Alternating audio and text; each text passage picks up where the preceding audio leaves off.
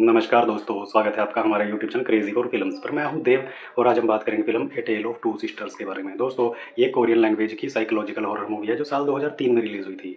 बात करूं फ़िल्म की स्टोरी लाइन की तो फ़िल्म की कहानी एक टीनेज गर्ल सोमी को दिखाती है जो मेंटल हॉस्पिटल से ट्रीटमेंट के बाद अपने घर पे वापस आती है।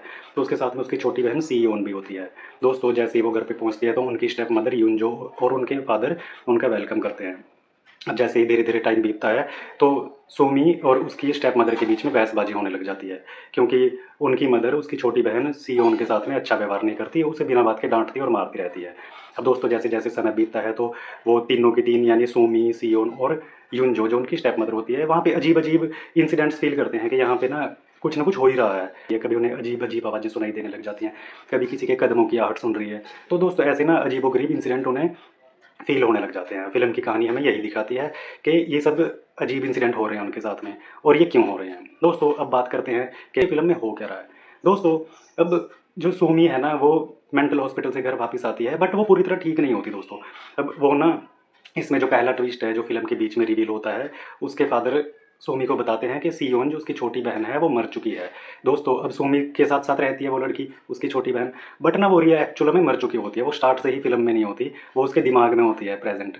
वो सोचती है कि हाँ, सोमी मेरे साथ है, हर टाइम मेरे साथ है और उसकी मदर उनके साथ में मिसबिहेव कर रही है। दोस्तों, तो उनके फ़ादर रिवील करते हैं कि ना सियोन तो मर चुकी है। अब दोस्तों, जब ये रिवील होता है ना ट्विस्ट, तब रोंगटे खड़े हो जाते हैं। दोस्तों, और दूसरा इसका मेजर ट्विस्ट है कि सोमी को ना डिसोसिएटिव आइडेंटिटी डिसऑर्डर होता है। अब दोस्तों, वो ना खुद को ही अपनी स्टेप मदर बना लेती है। अपने ही माइंड में ना उसकी पर्सनैलिटी बना लेती है कि ना ये स्टेप मदर है जो हमारे साथ में ना बहसबाजी कर रही है, हमको मारना चाह रही है, हमसे अ, अच्छे से बर्ताव नहीं कर रही है। अब दोस्तों, जबकि ऐसा नहीं होता है, वो अपने आप में ही इमेजिन कर रही होती है ये सारी चीज़ें।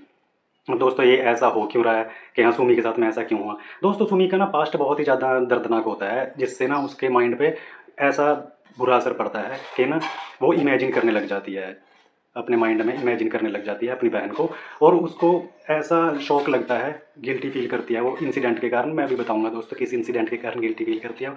तो ना उसको डिसोसिएटिव आइडेंटिटी डिसऑर्डर नाम की बीमारी भी हो जाती है। अब फ़िल्म के फ्लैशबैक में दिखाया जाता है कि जो उनकी रियल मदर है दोनों बहनों की, वो बहुत ही ज़्यादा बीमार होती है और ये जो यून जो है उनकी नर्स होती है। अब दोस्तों, यून जो नर्स है और उनके फादर के बीच में अफ़ेयर स्टार्ट हो जाता है, जिसके बारे में उनकी मदर को पता लग जाता है, जो रियल मदर होती हैं। अब दोस्तों, उनकी रियल मदर सुसाइड कर लेती हैं और उन जो जब ये सीयोन अलमारी खोलती है तो उसको अपनी मदर की बॉडी मिलती है। वो देख के घबरा जाती है और एकदम शॉक में ना अलमीरा होती है जो उसके ऊपर गिर जाती है दोस्तों। जो छोटी बहन होती है सोयोन के ऊपर। अब सोयोन के ऊपर अलमारी गिर जाती है, एकदम शोर होता है, तो ना यून जो वहाँ जाती है, जो उनकी स्टेप मदर होती है, उस टाइम पे नर्स होती है वो।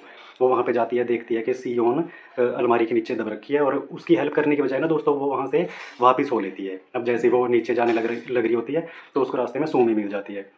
अब सोमी को भी पता होता है कि हाँ, इनके बीच में क्या चल रहा है, मेरे फादर और नर्स के बीच में।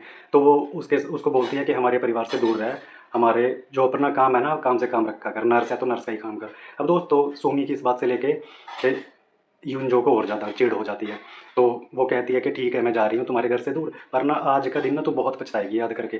तो दोस्तों, क्योंकि उसको पता होता है कि सियोन अलमारी के नीचे दब रखी है और सुमी को नहीं पता होता इस बात का। तो दोस्तों, वो चली जाती है वहाँ से सुमी और सियोन भी चली जाती है। तो दोस्तों, इस तरह वो सियोन अलमारी के नीचे दब के दम घुट के मर जाती है। सुयोन की मौत के कारण उसको ये बीमारियाँ लग जाती हैं, जो भी डिसोसिएटिव आइडेंटिटी डिसऑर्डर और जो उसकी इमेजिनेशन हेलुसिनेशन वाली प्रॉब्लम होती है, ये स्टार्ट हो जाती हैं। फ़िल्म के एंड में दिखाया गया है कि सोमी को दोबारा से मेंटल हॉस्पिटल में एडमिट करा दिया जाता है।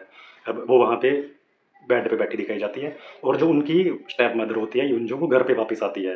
वो घर पे वापस आती है और अकेली होती है। तब दोस्तों, उसको अचानक से कदमों की आवाज़ सुनने लग जाती है और वो ट्यून सुनने लग जाती है जो वो दोनों बहनें गाती रहती थी।